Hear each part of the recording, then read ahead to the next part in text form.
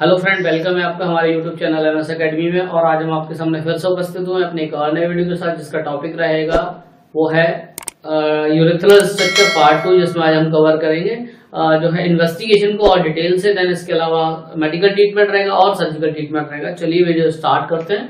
तो देखिए, मैंने उस दिन जो बात हो रही थी वो ये थी कि भाई हम लोग जो है एक्सरे का फर्स्ट प्रायोरिटी पर एक्सरे कराते हैं, और एक्सरे में एक रहेगा केयूबी, किडनी यूरेटर और ब्लैडर। देन दूसरा जो रहेगा वो रहेगा आईबीपी, मींस इंट्रावीनस पाइलोग्राफी।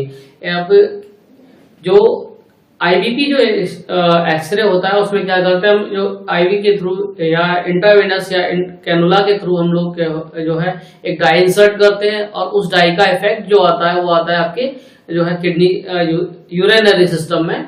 और उसके बाद हम उसका एक्सरे लेते हैं। एक्सरे लेने के बाद वो हम फास्ट फ्लूइड करके उस डाई को फ्लश आउट कर देते हैं। ठीक है जी। इसमें क्या होता है, हमें आईवी में क्या होता है, हमें पूरा रूट पता चलता है क्या रूट है उसका। देन जो आप पहला जो डायग्राम देख रहे हैं वो जो डायग्राम है एक्सरे केयूबी का। देन दूसरा जो डायग्राम है वो है हमारा एक्सरे आईवीपी का। तो नेक्स्ट स्लाइड की ओर चलते हैं। नेक्स्ट स्लाइड में देखेंगे हम लोग अल्ट्रासोनोग्राफी, या जिसे हम अल्ट्रासाउंड कहते हैं। देखिए, जो हमने एक्सरे कराया, एक्सरे के बाद जो नेक्स्ट स्टेप की जो जांच होगी या जो इन्वेस्टिगेशन रहेगा वो रहेगा हमारा जो है अल्ट्रासोनोग्राफी, जिसमें आपने जो आप डायग्राम में या चित्र में आप देख रहे हैं, इजीली देख रहे होंगे कि आपको यूरेथ्रल स्ट्रक्चर किस तरह का नैरो एरिया दिखाई दे रहा है। देख रहे हैं, तो जो नॉर्मल जो यूरेथ्रा है वो एकदम डायलेटेड है। देन जहां पर स्ट्रक्चर है वो थोड़ा कंट्रक्चर वाला एरिया आपको नजर आ रहा होगा। ठीक है। तो नेक्स्ट स्लाइड में बात करेंगे यूरोफ्लोमेट्री की। देखिए, यूरोफ्लोमेट्री एक स्पेशल टाइप की जो मशीन होती है जो एनालाइज करती है आपके यूरिन फ्लो को।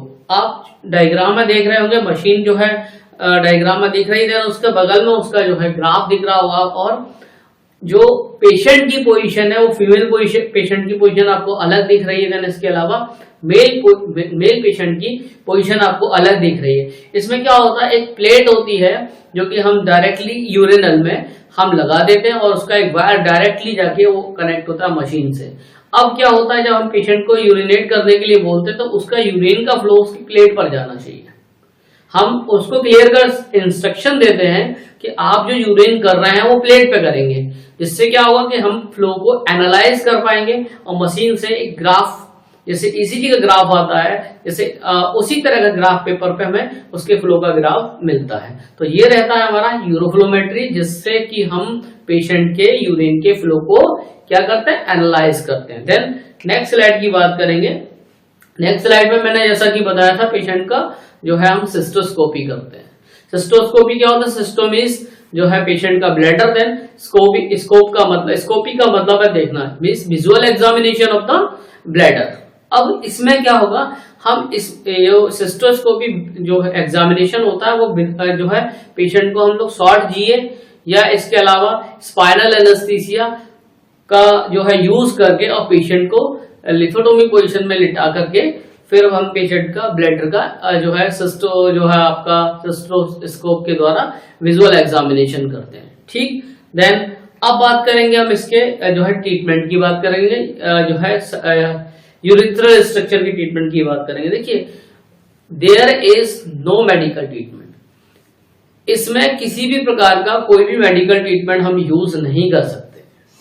ठीक है जी, या यूज नहीं होता है, कोई रोल नहीं होता है मेडिकल ट्रीटमेंट का। तो सबसे पहले जो अर्ली स्टेज पर रहता है वो होता है हमारा यूरेथ्रल डायलिटेशन। अब यूरेथ्रल डायलिटेशन क्या होता है, देखिए हमारे पास डिफरेंट साइज के डायलिटर्स होते हैं। जैसा कि मैं अभी आपको दिखाऊंगा डायलिटर्स कैसे होते हैं। डिफरेंट टाइप्स के डायलिटर्स होते हैं, मे बी मेटल के डायलिटर, मे बी जो है टेफ्लॉन के डायलिटर। उनसे क्या होता है कि हम जो यूरेथ्रल लुमेन है उसको हम डायलेट करते हैं, और उसके बाद पेशेंट को क्या करते हैं हम लोग, कैथेटर डाल के और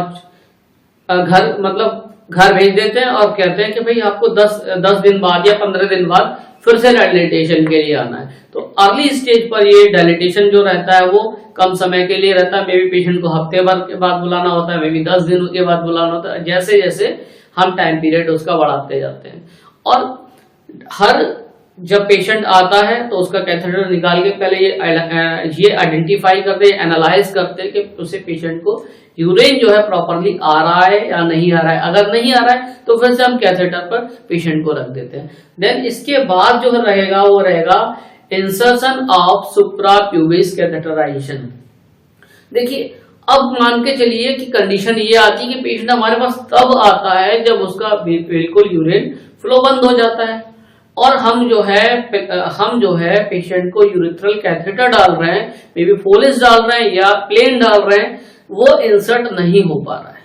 तो उस केस में हम पेशेंट का सुप्राप्यूबिस कैथेटराइजेशन कर देते हैं। अब सुप्राप्यूबिस कैथेटराइजेशन क्या होता है? देखिए सुप्राप्यूबिस कैथेटराइजेशन में जो प्यूबिस हेयर होते हैं पेशेंट के, उससे जस्ट 1 इंची ऊपर हम क्या करते हैं, कट लगाकर और सीधा वहां पर ब्लैडर में जो है फोलिस कैथेटर में भी प्लेन कैथेटर डायरेक्टली इंसर्ट कर सकते हैं।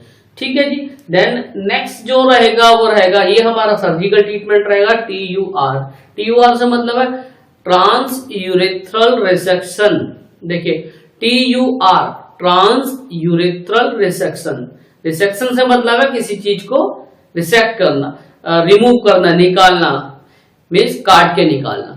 या अगर यहां पर वर्ड P जुड़ जाता, TURP हो जाता, उस केस में क्या होता कि TURP से मतलब है trans urethral resection of prostate, means prostate का रिसेक्शन हो रहा है, बट यहां पर P नहीं है, यहां पर केवल TUR है।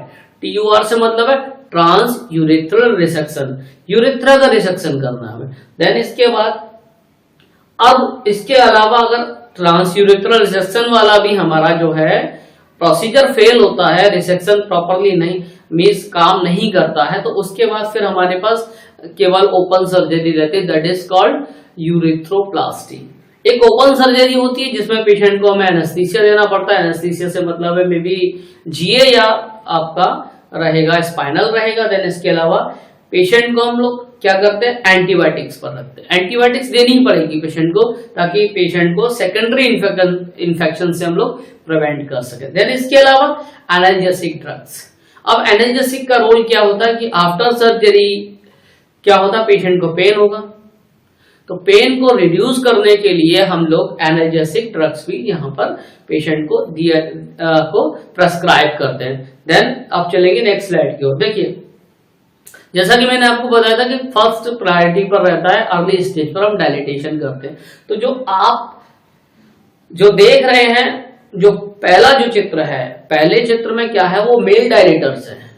मेल डायलेटर्स जिसे हम बुजी भी बोलते हैं या आपका, और दूसरा जो डायलेटर्स है जो वो है हमारे फीमेल डायलेटर। फीमेल डायलेटर्स को हम लोग यहाँ पर हैगर्स भी बोलते हैं। इससे क्या होता है, इनका साइज जो होता है नंबर वाइज बढ़ता जाता है, मे बी 2 नंबर, 2 के बाद 4 नंबर या 4 बाई 6 नंबर। अब इसमें क्या रहता है, साइज आता है वो ऐसा आता है 2 बाई 4, 4 बाई 6 और 6 बाई 8। समझेंगे इसको थोड़ा सा। 2 बाई 4 का मतलब क्या है, 2 बाई 4 का मतलब टिप है वो, उसका डायमीटर रहेगा 2 mm, और जो मैक्सिमम डायलिटेशन है मीन्स जो उसका पीछे की तरफ जाएंगे तो मैक्सिमम डायलिटेशन जो रहेगा वो रहेगा 4 mm। तो इस तरह से टिप जो है 2 mm की रहेगी, मैक्सिमम डायलिटेशन 4 का रहेगा। तो जब हम 4 का यूज करेंगे तो टॉप मैक्सिमम डायलिटेशन करेंगे, फिर 4-6 का यूज करेंगे, मीन्स 4 का हम कर चुके हैं, 4 से स्टार्ट करेंगे, फिर 6 से स्टार्ट करेंगे, फिर 8 से। इस तरह से हम नंबर वाइज नंबर हम लोग पेशेंट के यूरेथ्रा को डायलेट करते हैं। देन फीमेल्स डायलेटर में भी सेम वही चीज रहती है कि जो है एक साइड से 2 का रहता है, 2 mm का डायलिटेशन रहता है, दूसरी साइड से वो 4 mm का रहता है। ठीक है जी। अब जो तीसरे चित्र में आप देख रहे हैं that is called Teflon dilator. देखिए जब पेशेंट का हम यूरेथ्रल डायलिटेशन कर रहे हैं और हमारे पेशेंट के यूरेथ्रा में ना जो मेटल डायलेटर्स नहीं इंसर्ट हो पा रहे हैं, उस केस में हम टेफ्लॉन डायलेटर्स यूज करेंगे। बट टेफ्लॉन डायलेटर के साथ साथ हमें क्या चाहिए होगा, गाइड वायर, जो कि चित्र नंबर 4 में आपको दिखाया गया है। ठीक है जी। तो नेक्स्ट स्लाइड की ओर फिर से चलते हैं। नेक्स्ट स्लाइड में चलते हैं, हम लोग देखेंगे यूरेथ्रल कैथेटराइजेशन। देखिए डायलिटेशन हो गया, डायलिटेशन के बाद हम लोग क्या करते हैं, पेशेंट के यूरेथ्रा में हम लोग क्या करते हैं, यूरेथ्रा से कैथेटर डालते हैं और कैथेटर मे बी फोलिश हो सकता है, मे बी प्लेन भी हो सकता है। तो आप जो देख रहे हैं फिगर नंबर 1 में कैथेटराइजेशन जो है वो कैथेटराइजेशन जो है वो है आपका यूरिनरी कैथेटराइजेशन, मींस यूरिथ्रा के थ्रू डल रहा है। देन दूसरे चित्र में जो है कैथेटराइजेशन है वो कैथेटराइजेशन है एसपीसी। एसपीसी से मतलब है supra pubis catheterisation. May be urethral catheterisation हमारा नहीं इंसर्ट हो पाया या डल नहीं पाया, उस केस में हम लोग एसपीसी करते हैं। चलिए नेक्स्ट स्लाइड की ओर चलते हैं। नेक्स्ट स्लाइड में वही टीयूआर। देखिए टीयूआर में पेशेंट की पोजीशन आप देख ही रहे हैं। पेशेंट की पोजीशन लिथोटॉमी रहेगी। पेशेंट को हम लोग एनेस्थीसिया देंगे, मे बी जनरल एनेस्थीसिया या स्पाइनल एनेस्थीसिया देंगे। और क्या करेंगे, रिसेक्टोस्कोप की सहायता से पहले सिस्टोस्कोप इंसर्ट किया जाता है, फिर उसके बाद रिसेक्टोस्कोप यूज किया जाता है। और ये सारा प्रोसीजर हम लोग क्या करते हैं अपने मॉनिटर पर विजुअलाइज करते हुए जो है रिसेक्ट करते हैं। देख रहे होंगे डायग्राम में आपको जो साइड वाले डायग्राम है टीयूआरपी के साइड वाले, वहां पहले डायग्राम में आपको जो लूमेन है काफी नैरो दिख रहा है और लास्ट वाले डायग्राम में हमने उसका पूरा यूरिथ्रा रिसेक्ट कर दिया। तो इस तरह से आपका टीयूआर होता है। देन इसके अलावा जो लास्ट और फुल एंड फाइनल जब हमारा टीयूआर फेल हो जाता है, टीयूआर के बाद भी पेशेंट का जो है स्ट्रक्चर खत्म नहीं होता है, तो उस केस में हम लोग क्या करते हैं ओपन सर्जरी करते हैं, और जिसमें कि हम ट्यूब को दोबारा से रिकंस्ट्रक्ट करते हैं, means end to end. Maybe दोनों एंड अगर जो है हमारा जो मे बी अगर यहाँ पर जो है स्ट्रक्चर है तो इतने पार्ट को हम कट करके निकाल देंगे और फिर उसके बाद दोनों एंड्स को आपस में इस तरह से जोड़ देंगे। That is called end to end anastomosis. इस तरह से जोड़ना है, दोनों एंड्स को इस तरह से जोड़ देंगे। बीच में से कट किया, लूमेन को काट दिया और उसके बाद दोनों एंड को इस तरह से जोड़ दिया। That is called end to end क्या एनास्टोमोसिस। ठीक है जी। इसके बाद में भी स्ट्रक्चर का साइज बहुत ज्यादा बड़ा है, हम काट नहीं सकते। अगर काटेंगे तो हमारी जो है यूरिथ्रा की लेंथ शॉर्ट हो जाएगी और फिर हम उसकी एनास्टोमोसिस नहीं कर पाएंगे। तो इस केस में जो हमारा कट या इंसिजन लगेगा वो इस तरह से लगेगा, वर्टिकल इंसिजन लगेगा और यहां पर हम फिर फ्लैप यूज करेंगे, म्यूकोसल फ्लैप यूज करेंगे। म्यूकोसल फ्लैप हम दो जगह से यूज कर सकते हैं। मे बी फ्लैप जो है हम ले सकते हैं, वो ले सकते हैं कहां से, पहला स्क्रॉटम से ले सकते हैं। अगर मे बी स्क्रॉटम से फ्लैप नहीं लेना है तो हम oral cavity means buccal flap भी हम ले सकते हैं जो है ये आपके यूरेथ्रोप्लास्टिक सर्जरी के लिए। देन इसके बाद तो आशा करते हैं आपको वीडियो पसंद आया होगा। यदि वीडियो पसंद आया तो वीडियो को लाइक करें, चैनल को सब्सक्राइब करें, बेल आइकन को प्रेस करें और कमेंट बॉक्स में कमेंट करना तो ना भूलें। Thank you so much.